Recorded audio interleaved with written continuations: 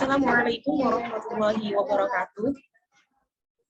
Bapak dosen dan teman-teman semua yang berbahagia, pertama-tama marilah kita panjatkan puji syukur kehadirat Ilahi Rabbi Allah Subhanahu wa taala yang telah memberikan rahmat kepada kita semua sehingga malam ini kita dapat melakukan presentasi tanpa ada halangan suatu apapun. Perkenalkan, nama saya Rizan Hakiki. Saya sebagai moderator dalam presentasi materi AI atau kecerdasan buatan.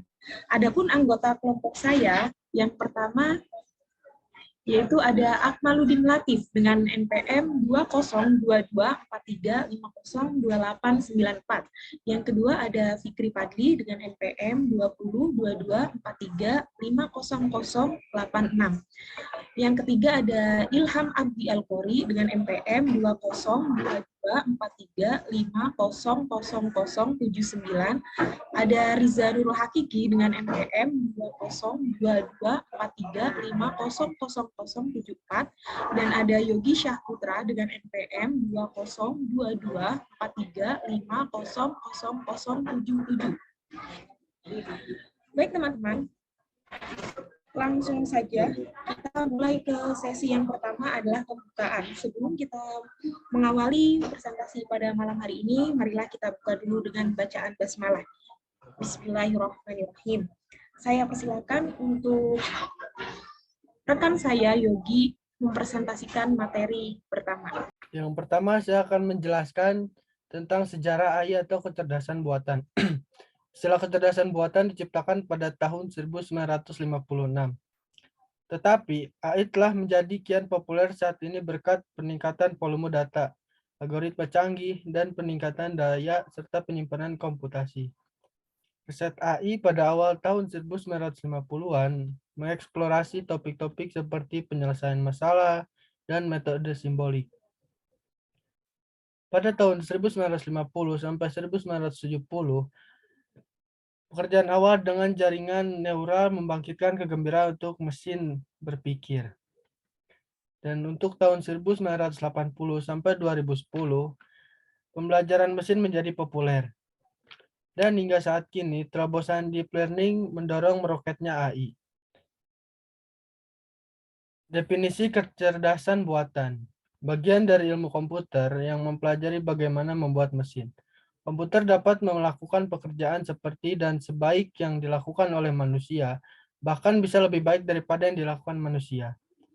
Sedangkan menurut John McCarthy, tahun 1956, kecerdasan buatan adalah suatu proses untuk mengetahui dan memodelkan cara berpikir manusia dan mendesain mesin agar dapat menirukan perilaku manusia. Terima kasih kepada Mas Yogi. Untuk materi selanjutnya akan disampaikan oleh rekan saya kepada Akmaluddin Latif. Dipersilahkan. Dua bagian utama yang dibutuhkan untuk aplikasi kecerdasan buatan. Yang satu, ada basis pengetahuan atau knowledge base. Jadi, suatu sistem kecerdasan buatan itu didesain menggunakan knowledge base atau basis pengetahuan yang disusun, sehingga komputer itu mempunyai satu basis data yang cerdas, sehingga bisa menelaah apa yang diperintahkan. Yang kedua, ada motor inferensi atau inference engine, yaitu kemampuan menarik kesimpulan berdasarkan pengalaman. Jadi, inference engine ini seperti otaknya di sistem, jadi bagaimana kita bisa menelaah suatu perintah itu tergantung inference engine yang digunakan. Yang kedua, mengapa kecerdasan buatan itu penting? AI mengotomasi pembelajaran dan penemuan berulang melalui data. Tetapi AI berbeda dengan automasi robotik yang digerakkan oleh perangkat keras. Alih-alih mengotomasi tugas manual, AI melakukan tugas-tugas yang sering bervolume tinggi, terkomputerisasi dengan andal, dan tanpa mengalami kelelahan. AI menambahkan kecerdasan. Pada produk-produk yang ada, di sebagian besar kasus AI, tidak dijual sebagai aplikasi individu, akan tetapi produk yang sudah Anda gunakan akan ditingkatkan dengan kemampuan AI. Yang ketiga, AI beradaptasi melalui algoritma pembelajaran progresif. Guna memungkinkan data melakukan pemrograman, AI menemukan struktur dan keteraturan dalam data, sehingga algoritma memperoleh keterampilan. algoritma menjadi pengklasifikasi atau prediktor. Jadi sama seperti algoritma yang dapat mengajarkan dirinya sendiri cara bermain catur. Lalu AI menganalisis data lebih banyak dan lebih dalam, menggunakan jaringan neural yang memiliki banyak lapisan tersembunyi, membangun sistem deteksi penipuan dengan 5 lapisan tersembunyi hampir tidak mungkin beberapa tahun yang lalu. Semua berubah dengan kekuatan komputer yang luar biasa dan big data. Anda memerlukan banyak data untuk melatih model pembelajaran mendalam, karena model tersebut belajar langsung dari data. Semakin banyak data yang Anda umpankan kepada model, semakin akurat model tersebut. Lalu AI mencapai keakuratan mengagumkan melalui jaringan neural mendalam yang sebelumnya tidak dimungkinkan, misalnya interaksi Anda dengan Alexa atau Google Search dan Google Foto. AI memanfaatkan sebagian besar data. Jika algoritma merupakan pembelajaran mandiri, data itu sendiri dapat menjadi kekayaan intelektual. Jawabannya ada dalam data. Anda hanya perlu menerapkan AI untuk mendapatkannya. Terima kasih kepada Magubin Latif. Untuk materi selanjutnya akan disampaikan oleh rekan saya, Fikri Padri. Kepadanya dipersilahkan. Baik, terima kasih.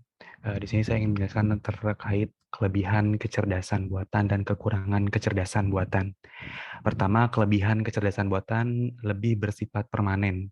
Yang kedua, lebih mudah diduplikasi dan disebarkan. Yang ketiga, kecerdasan buatan lebih cepat dan lebih baik. Dan yang keempat, lebih konsisten dan teliti. Serta yang terakhir, dapat didokumentasi. Selanjutnya, kekurangan kecerdasan buatan di sini ada 4. Yang pertama, biayanya lebih tinggi. Yang kedua, mempersempit lapangan pekerjaan. Yang ketiga, kurang kreatif ataupun tidak kreatif. Dan yang terakhir di sini masih kurang mempunyai etika. Selanjutnya, di sini bagaimana kecerdasan buatan itu digunakan. Ada 4 ini. Yang pertama, layanan kesehatan, manufaktur, retail, dan perbankan. Pertama, di bidang layanan kesehatan, penerapan AI dapat memberikan pengobatan dan pembacaan sinar X yang dipersonalisasikan. Asisten layanan kesehatan pribadi dapat bertindak sebagai pelatih hidup yang mengingatkan Anda untuk meminum pil, olahraga, ataupun makan lebih sehat. Kedua, di bidang manufaktur, AI dapat menganalisis data lot pabrik saat mengalir dari peralatan yang terhubung untuk memperkirakan beban dan permintaan yang diharapkan menggunakan jaringan berulang. Selanjutnya, di bidang retail, AI menyediakan kemampuan belanja virtual yang menawarkan rekomendasi yang dipersonalisasi dan mendiskusikan opsi pembelian dengan konsumen.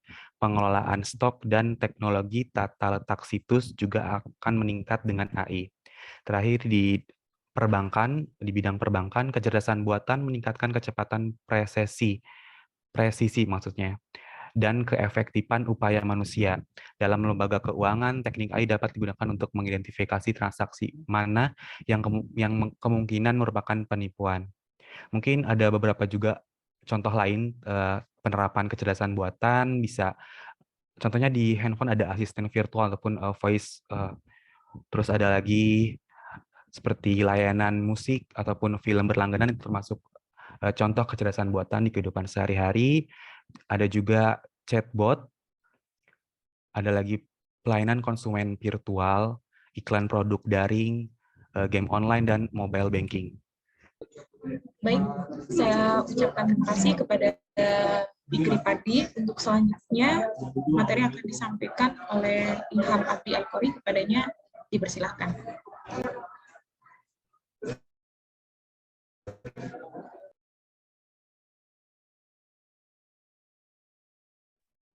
Untuk kesimpulan tentang AI atau Artificial Intelligence, yang pertama, Artificial Intelligence atau kecerdasan buatan merupakan sebuah teknologi komputer atau mesin yang memiliki kecerdasan layaknya manusia.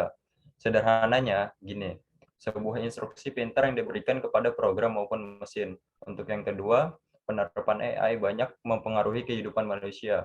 AI terus berkembang dan masih banyak AI yang akan datang di tahun-tahun yang akan datang tentunya. Dengan AI yang jauh lebih baik dan lebih banyak perbaikan, pengembangan, dan penerapannya di dalam kehidupan manusia. Untuk yang ketiga, AI tidak selalu dikonotasikan negatif yang akan menggantikan peran manusia. Walaupun ada beberapa pekerjaan yang bisa saja digantikan oleh AI, namun AI juga membawa pekerjaan baru seperti data scientist. Untuk selanjutnya saya kembalikan kepada Mbak Riza sebagai moderator. Terima kasih. Oke, baik. Terima kasih teman-teman semua. Demikianlah presentasi dari kelompok kami. Saya sebagai moderator mohon maaf yang sebesar-besarnya apabila ada kesalahan. Kurang lebihnya mohon maaf. Wassalamualaikum warahmatullahi wabarakatuh.